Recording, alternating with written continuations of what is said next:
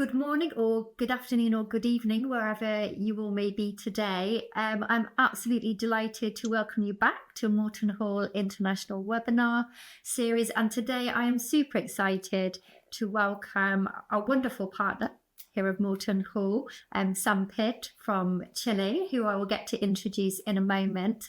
And today, Sam and I will be having an organic discussion about families from Chile who are looking to study in the UK, those who are already studying in the UK, and exploring that in a lot more depth. So without further ado, I'm going to hand over to Sam to do a quick intro about himself. So Sam, over to you.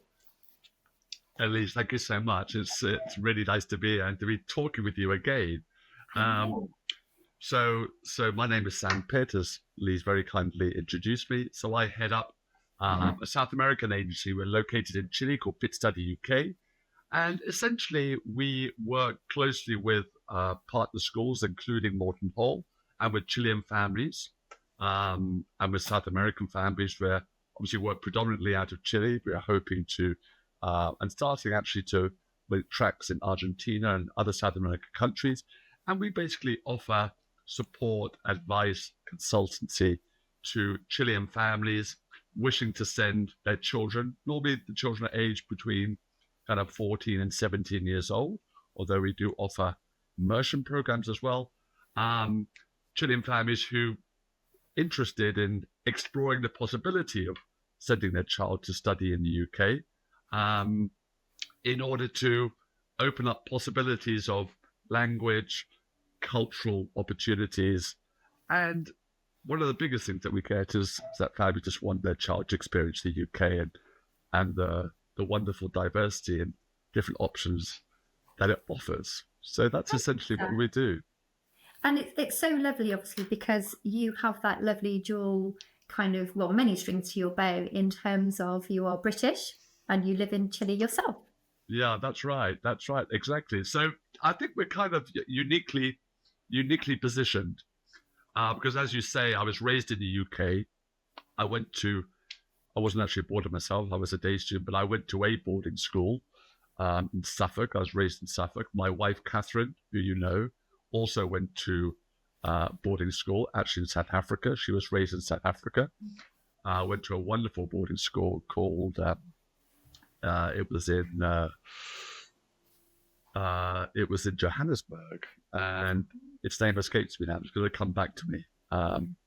And so the point I'm trying to make is that we know about boarding schools. We understand the British culture, the UK culture, and all the trimmings that boarding school offers. And also we understand the Chilean market. We've lived here for 15 years, came here with our family. And so I think that puts us in a quite a useful position, really. Absolutely. And that leads on to my first kind of area of connecting cultures. So in terms of families from Chile who highly value that kind of cultural connection, I'm thinking of that kind of the environment to begin with, that safe environment, trying to imagine your child many miles away in a British boarding school. Could we maybe explore that a little bit in terms of that kind of ethos for Chilean families? How important is that kind of safety, nurture and family feel to the school? Well, it's central, really. It's central. I mean, it's funny. I've been learning quite a lot about timings of company timings, and we started the agency at a time when, during the pandemic, where people were looking overseas for opportunities to send their children for alternative types of education, But one of the first things that families would ask me is, well, boarding school education, is it safe? So I think people have this kind of image of boarding schools where, certainly during my time, it's changed a lot. I mean, there wasn't kind of, there wasn't a great emphasis placed on co-curricular activities or timetables or trips out of school and things like this. And so the parents have this kind of vision, this image of boarding school being something almost like a jail, almost like a prison, which was, and we had to educate them to a certain degree, explaining that, well, no, schools aren't like this now. And I think we managed to do that at just the right time.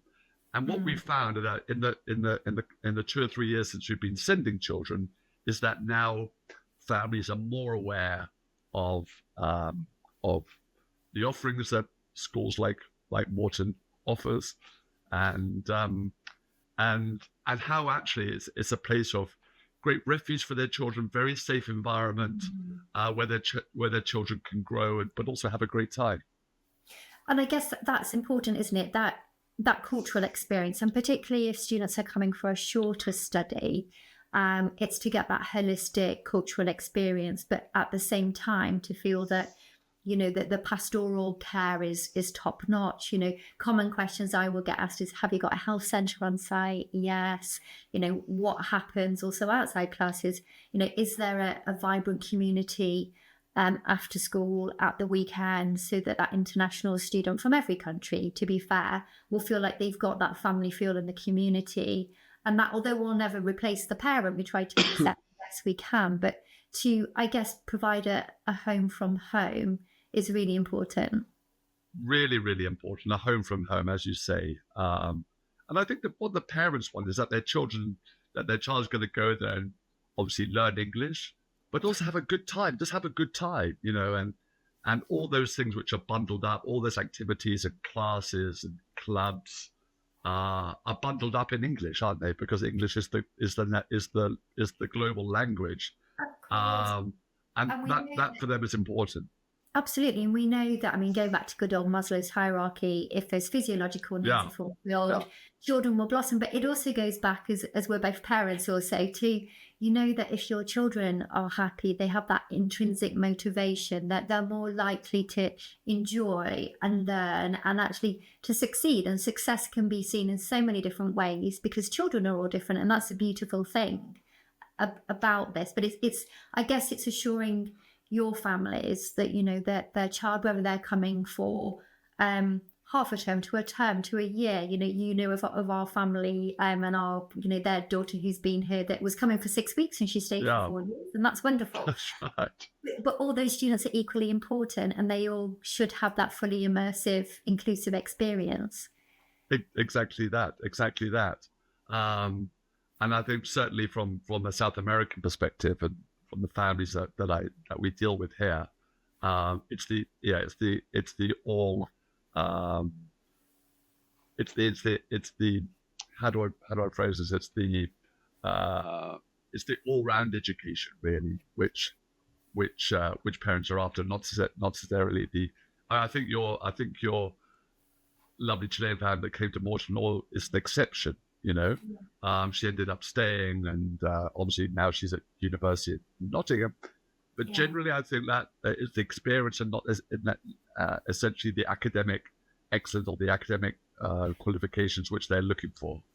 Yeah, and actually, that talking about Latin America more widely, I remember we had our first ever student from Brazil for a few months, and I actually remember the agent coming on a family trip to Malta with her husband, and she said, "Gosh, I don't actually know what I'm going to do with an all-girls school. We don't really know about this." And she came, she loved the school. Her husband really loved the school, and we had a student Really, from yeah, her, and she absolutely thrived. But she was that, I guess, the typical profile of the student who was coming for a short amount of time. That time wasn't going to be extended. That was a yeah, fixed amount of time, and she had a wonderful time. But for me, it was making sure that I knew, okay, what were the expectations of the family, what were the intentions, to really build a profile of that student, to interview her, to get to know her. I actually had the whole family on, because I know from particularly when I'm working with families, from Chile or from Latin America more widely, yeah. the students are generally really happy and excited, and the parents are also, but the moms are understandably the nervous ones. So making sure they're part of the process as well. And it really worked. The all girls school worked for that particular student. The time period worked for that particular student. But we were acutely aware that, how do you make this experience really special in a short amount of time as well? And how do you reassure the families that you work with that, if your students are coming for a shorter stay, that they absolutely are going to get, obviously they'll get the full academic provision. They're not taking exams because they're here for a short stay, but that shows the barometer of great teachers.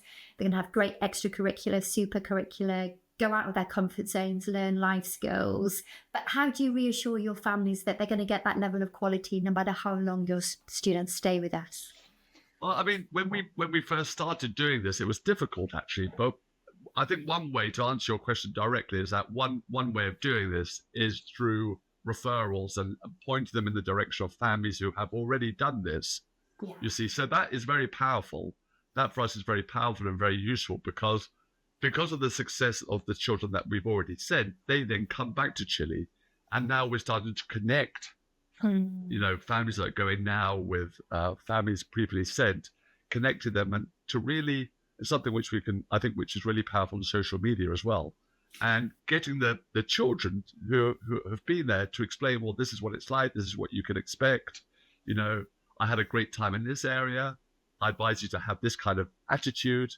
Do you know what I mean? So I think that's definitely one way which we do that. We tap into that. And I know as well for you that, you in terms of how you select schools you work with, I know that you actually, I feel like I really know you, and about where you work your ethics. So for you as an agent, how important is it for you when you're selecting schools? What's your criteria almost when you're selecting a school that you're sending children to? Well, I think it's about segmenting the market, really. So I've got to take the needs of my families here to the schools which can match those needs. So segmentation. But also for me, it's also the people. For me, working with people like you, Elyse, and other great partner schools that we work with, has to be that synergy between, who my team's going to work with, and the school. I mean, what I find is that, if things are on the table, if things are totally transparent, if the schools are transparent, they say this is how it is, then, and there's a degree of flexibility, because I think in the South American market, there has to be that degree of flexibility. But I think for some schools, it's a new market. They don't necessarily know what to expect, And so the schools that I work with do have that element of flexibility. For example, offering immersion programs, or perhaps 2-month stays, not necessarily a whole term, or less. Do you know what I mean? So 1 term or 2 terms, things like, as a business, we have to make money. So I mean, things like commission, but it's more than that. It's really, can I work with this person? Does this person have a similar vision to me? Yeah. And does the school offer what our families are looking for, essentially? So that's that's really how I work. And it's so important, isn't it? Because it's getting the right school for the right child, and not every school is right for every child. And it's you really knowing your families, and there's a level of that pre-screening that you would do with those families to think about that suitability for the school as well. But again, that's another layer of relationship, isn't it? And that relationship between you and the family is so important. And if that child is in the wrong school, that's going to affect first of all, that affects the child, which no one wants, and it affects the relationship between the parent and you, and then potentially between the agent, the partner, and the school also. So for me, you've hit the nail on with transparency, authenticity. Just, I guess, being proud of staying in your lane to an extent that, for example, we're a girls' school, and we're not going to pretend to be anything other than senior school. That's right. And I'm guessing things like, often we'll get asked about our demographics, our diversity within the school. Is this something that's also important to families from Chile? Would they want to know a breakdown of nationalities, or are they more concerned about Spanish speaking, the number of Spanish speaking students at the time? Yeah, good question. Interesting that. I think a lot of families, what I find is that families who go to British schools, there's a group of schools which belong to the British schools in Chile, they're more interested in the kind of international environments, things like the IB and things like that. And so they're more open to an international community, if you like, And then others are after something quintessentially quintessentially British, where they want a large percentage of British borders, minimal. I think the thing in common that both those sectors have is that both Chilean families in an international school or a British school, they don't want a large percentage of South Americans because they do want, their child to come back with a better English, So Yeah. I think they want, good 60%, 50, 60% of British students in the school, um, and the other 50%, 40% can be from other nationalities as long as English is the common language. You know what I mean? And that's the key there, isn't it? That the language that they're conversing in That's is right. and we live in a beautifully diverse, multilingual world that we do all have accents, even within the UK, as we do Yeah. across English as a second language or third language or often fourth language nowadays, and that's okay. Yeah. But it's just using the medium of English as much as possible. And so, is there a typical profile, though we don't want to stereotype, but is there a typical profile that you see of a student from Chile in terms of their length of stay, what they're looking to get out of their experience over here, etc.? Yeah. So, I mean, it's 95, 96% of Chileans want to go to university in Chile, and so thereafter, short term, 3 months, 1 term, possibly 2 terms, up to that kind of 180-day mark. With that, they don't want the hassle of having to go and get visas and all this, Sure. So they'll stay up to 180, 179 days, which normally takes them just before the end of the second term. And that's what they're after, but they want their child to come back really with a much better English, and so that's I think we haven't sent any long-term students. None of our students have gone for 1 year. We've sent some for 6 months, but that's essentially what they're after. Yeah. And so going back then to that idea of, you said coming back with better English, and we talked about the extracurricular and the weekends. We know that kind of social English lends itself to more natural idiomatic style language where the conversations can flow, and you can learn the grammar tenses till the cows come home, but then when you put it into practice, it's that natural immersion and acquisition. So and I know obviously you have a strong background in English like me. Do you really feel that the whole immersive experience through the socialization as well as through the kind of more formal method of schooling, I suppose, as it were, does that really send back students to Chile with a better awareness of culture, language acquisition, maybe more proficient in the language, more confident, I suppose, most importantly as well? Well, I think that you've just touched on it there. That's the key. Is that I think that, listen, when they're in an immersive on an immersion program and having an immersive experience, as they are, and spending 6 months, I think the number one thing they come back with is this confidence, because for me, and I have an English academy as well. We teach, various people. Of course. For me, English is about confidence. If I take my own my own traumatic experience of having to learn a language at 40, I knew that, for the first 2 years I stayed absolutely silent and I didn't say a word. I thought, this is ridiculous. I've got to speak, otherwise I'm not going to be a very lonely guy, I'm not going to make any friends. You know what I mean? So I thought, well, just speak, and I say this to my students even before they go to the UK, is that just speak. It really doesn't matter what you sound like. If you get a little verb conjugation wrong, or if you get the wrong word, people are going to understand you. And so for me, English is about this. It's about communicating an idea, okay, people understanding what you're saying, okay, and getting on with it, And then once you have the confidence, then you can start to iron out all the grammar issues and, expanding vocabulary and things like this. But for me, it's about that. And I think the students come back with that. And that's really interesting, isn't it? Because they want to come here and put English into practice. And, there'll be moments where they think, oh my gosh, now I'm copying here in England. And can I actually use, those conversational role plays that we've done in the that's in Chile. That's Um, right. and that takes time to adapt as well, though, doesn't it? And like you said, to build that confidence. And by learning, by making mistakes in language, that's how kind of the linguistic path strengthens, isn't it? You know, you've got to trial and experiment with language to really get it right. And hopefully, being in a fully immersive school environment really empowers those international students to grow in that respect.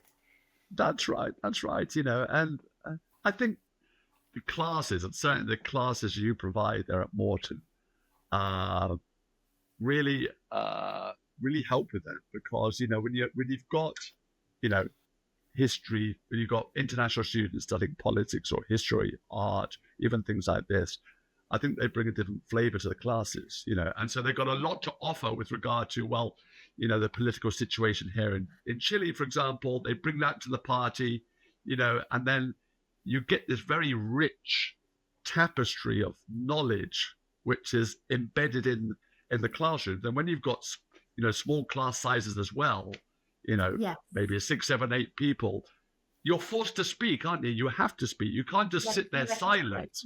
No. So I think that's another advantage of. We'll probably come on to this to the methodology and the class sizes which you offer, is because of the small class sizes, you have to interact, you have to express a point of view, and You do. There's nowhere to hide, really. there's nowhere to hide. No, and this really resonates. And actually, I've just been in touch with someone else a student who had come to us from Chile for a short Yeah. stay, and she was way back in the day when I used to teach English literature here. She was in my class, and she always wanted to play the role of Sheila in A Spectacles.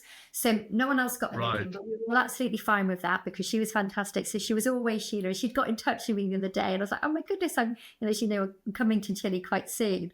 But she brought so much enthusiasm to the role of Sheila.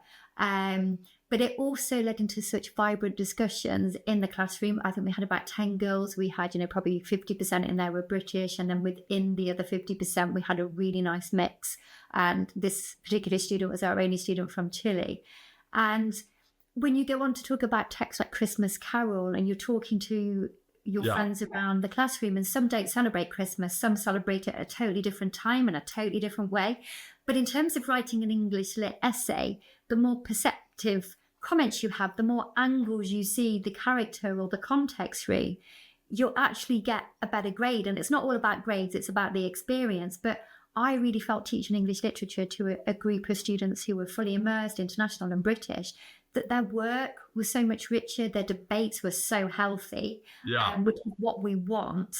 That in terms of that idea of global citizen and the world we live in today of being empathetic to cultural difference and to celebrate difference is so important. So the girls that come over to us from Chile, from Latin America, from everywhere, we feel so privileged to have them here, because for the British students, it's such a gift to learn more about culture.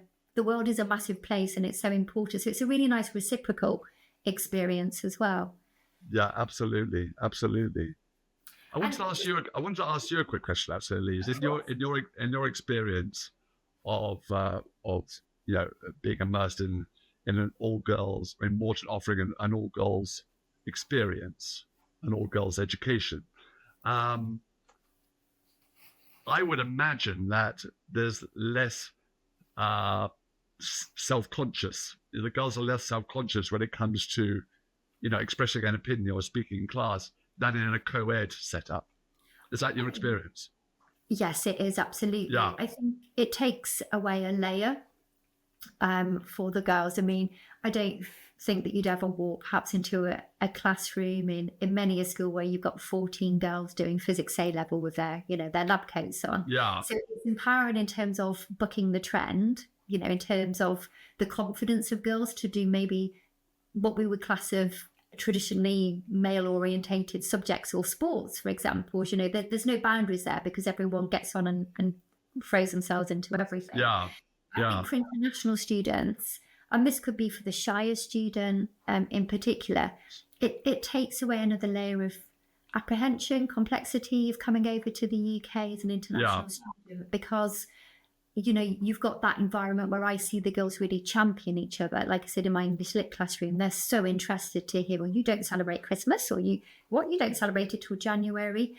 And I really see the girls champion each other, and the international girls, whether you're proficient or not in your own country, it's a culture shock for any level of proficient speaker, and particularly a culture shock for those students who need to, perhaps develop a little bit in their English. So I feel that it does definitely remove a little layer for them in terms of throwing themselves in, not perhaps being so self-conscious in the classroom, being able to speak up, getting involved in everything, because they have to, all the girls do everything. But I really feel that it does work for them and they thrive.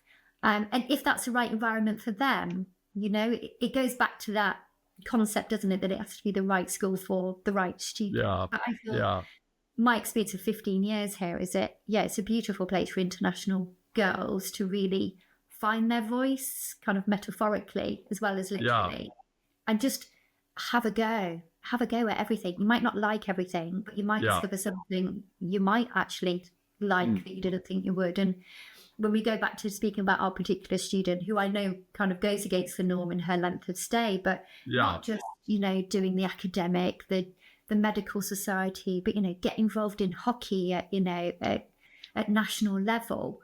Just lacrosse. Really embracing everything. So another layer of confidence perhaps given to them. I was exactly interesting. I was going to ask you, Sam, also about EAL support. Now, obviously, we both come from a kind of a linguistic, English teaching background. So this is something that fascinates me. I was a previous head of EAL at Morton years ago. Okay. How important is the EAL provision for your families when their children come over? And for you, what makes an effective EAL department for an international student to get the best out of their experience? Yeah, very good question.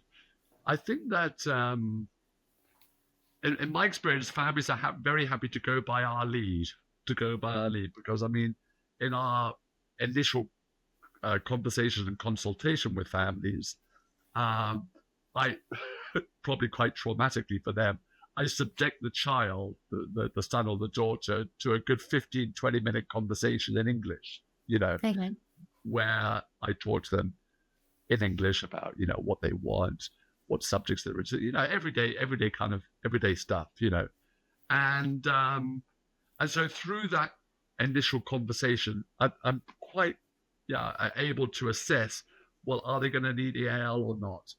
But more often than not, even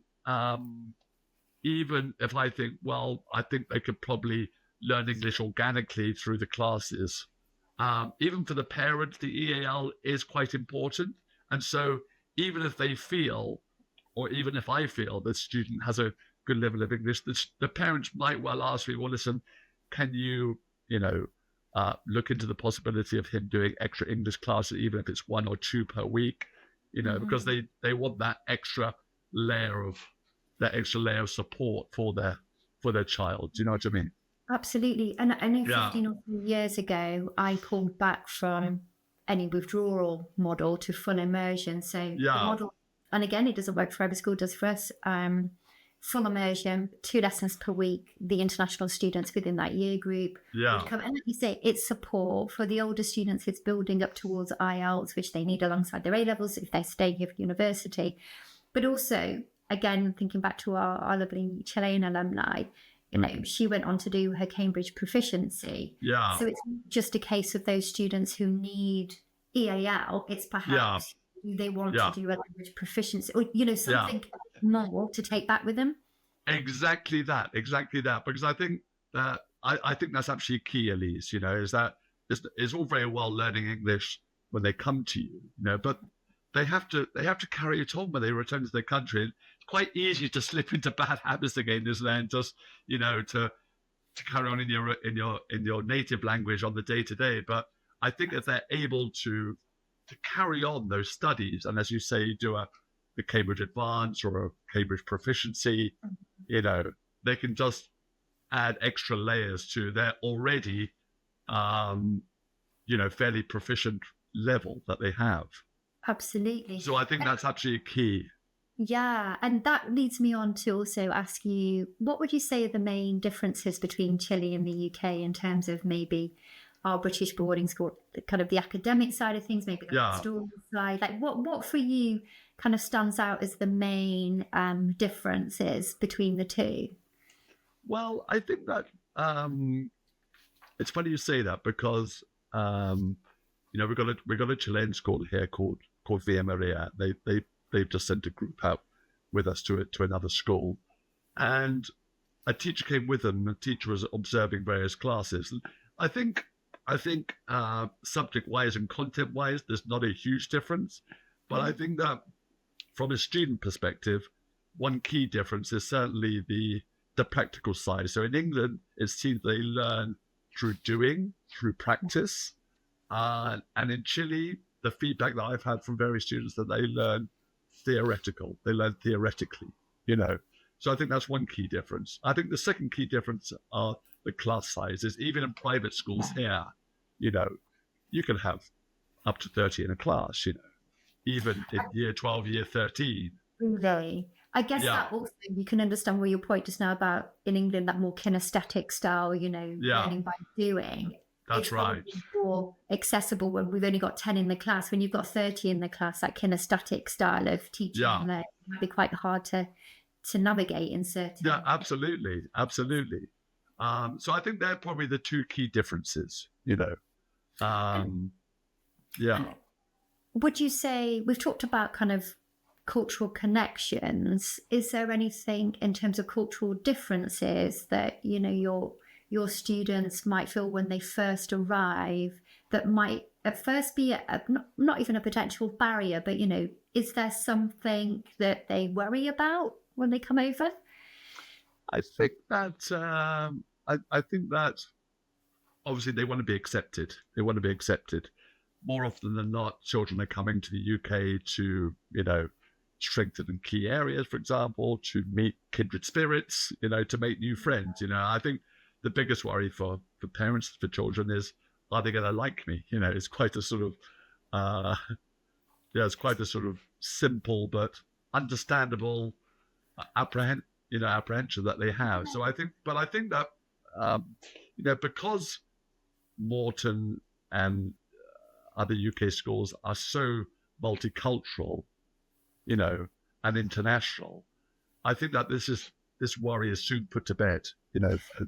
By the And time they arrive after a week, even 2 weeks, they've met so many different people. I mean, look at the situation in Russia and the Ukraine. You've got Russian students, Ukrainian students who, you know, and I think that those worries, those preoccupations are soon put to bed fairly soon after they've started, really. Sure, and I guess with the students, from Chile and Latin America coming for those Yeah, shorter stay, you're coming at a point where friendships are deep rooted, in some year groups. But like you say, that's quite a nice kind of a simple thing that they think it's equally on the school side. It's a simple thing to fix or to preempt, isn't it? So, you know, making sure that you have touch points with a buddy before that student arrives, making sure they feel part of the community yeah, pre-arrival during their time, that they go home feeling that they've been part of the family, that home from home feel that we talked about. And that's where the schools, I feel, are probably really in tune with this. And it goes back to what we said about that working relationship. We tend to have synergy with the schools that you work with partners yeah. that we work with, because you are on the same page and you know that the child is at the center of all of that. And you have to make sure that that short experience is a wholesome experience for that child. No, exactly that, exactly that. So there was another point I was going to raise there, Elyse. And I think that, yeah. So the other point I was going to make actually is that many of the students that we've sent have come back to Chile and they've made friends with probably the most, the person they would least think they were going to make friends with. Do you know what I mean? And that's From the lovely from a thing. completely different country. But I think Yeah. people, if you hit it off, sometimes you can hit it off in the most unanticipated ways, almost, can't you? Yeah, absolutely. And I'm thinking now we had our first student from Argentina this year, and she is also hoping she was coming for a year. She's now hoping to stay for A levels as well. And I think we're very much on both sides. Well, we'll see how it goes. First experience, both sides, Yeah, and I just feel like a proud parent when I see how well she's getting on, but mostly, how integrated. And I really feel that if students are here for a short time, a longer time, whatever, if they feel they belong, if they feel that they throw everything into things, they go away feeling that they've had a wonderful experience. And most importantly, out of all of this, they make friendships, long life, friendships that's for right. life, which is a beautiful thing. Um, if we talk about kind of to almost round up on, in terms of the process side of things, Yeah, in terms of admissions perspective, maybe to get some insight from you about how schools can maybe streamline their processes. You talked about transparency and how important that is. Maybe some examples of some good practice you've seen, or maybe advice to us as schools about perhaps what we should be doing in our process oh, for Latin American Chilean families. Be as that's a honest good. as you like, Sam. I know that you're an incredibly lovely human being. Be as honest as you like. Now, for me, that's the most important thing is that the channels of communication. Is simple things like answering emails. And those I've recently changed email address. And I put communication on the British Boarding School network, but not everyone read it. Not everyone read it, and so I think that it's little things like that, the little attentions to detail. I think, so if we've got a change of email address, obviously stick it to the email addresses, the correct Yeah. email addresses, responding promptly to emails that we send. Obviously, as what I understand is that as a company grows, the work grows, and so your team grows. Sure. And it's easy for schools, for our UK partner schools, um, to have challenges to face as they grow or as demand increases and things. And the same for us. Mm. But I think if you keep those channels of communication open and respond, uh, in a timely fashion, that I think that really helps a lot. Sure. And responsiveness is key, isn't it? You don't always Responsiveness. Yeah. families need things like that. things like guardianships. We've had some issues with other schools about guardianships. Um, even I've heard schools that haven't accepted students without students having guardianship in place and things like this. Which yeah, from families here in Chile who are worried about the safety of their child, who their child's Of going to be with course. over holiday. That's a worry. That you know. So I think that from and with one of my schools actually recently, I said, listen, send us a checklist.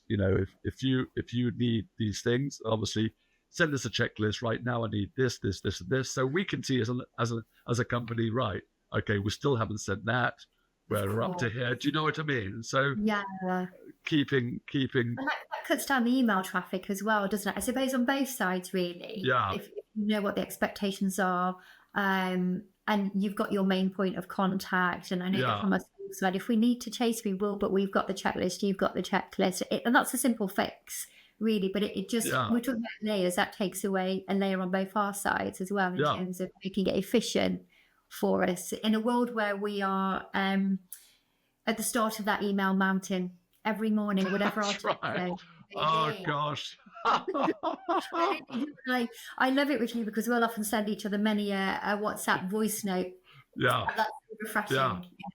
That's a lovely way. I love voice notes. I love voice notes. Yeah, I'm a big fan of voice notes. It really is. I've got a question for you actually. In terms of your students who come over, and we do test students even short stay, but we make that a very, very short test. But that's Yeah, only not because we're going to say no. That's only to sure. make sure, Yeah, build the profile from day one. We yeah. know where to put them, who to put them with. We don't want them to feel hesitant or anxious. That's right. It's like diagnostic. Yeah, And does that tend to kind of go down okay with the families? yeah. Yeah. Absolutely. I think it's essential. I think that yeah. I mean, I understand there are selective schools out there, but I think from a family's perspective, if they know, what their child's going to need, through the English exam, through the maths exam, whatever exam it is, that for Yeah, families here is very useful, because as you say, it's a diagnostic, it's not a pass or fail, and that's very absolutely. useful. That's useful information, isn't it? Absolutely. And what we've tended to add, we do Yeah, it for short stay students as well as the interview with me and, the yeah, very short for short stays. The whole family come on a Zoom then with me and Michael, the principal, yeah. because we want them to see him. We want That's them to right. feel important, to That's right. see maybe that stereotypical principal in other cultures is very different. Generally, Yeah, we want them to see our principals are approachable, that they're part of the school family and that it's the whole family as well. And we feel that that tends to work really well to just add that nice kind of softer touch. So the whole family feels that they're joining because they are. It's not just their child. no, They're all that's right. Absolutely, absolutely. Yeah, the whole well, family joins. it does. But Sam, as you know, I could literally talk to you all day, all week, all year long. Well, we'll have And that opportunity soon. I know, gosh, when we come to Chile, there'll be lots of talking to be done, and I'm so excited to be coming out to see you, to meet some We of are our too. alumni. It's going to be amazing, and Yeah, thank you so much for being so generous with your time and your thoughts and your opinions, and it's been such an absolute joy to chat with you. absolute big pleasure, Elyse. Yeah, it's always a pleasure speaking to you, and yeah, let's look forward to the trip and to opening the door to more students. Absolutely right. Thank you so much, Sam. Big pleasure, Elyse. Thanks very much. Thank you.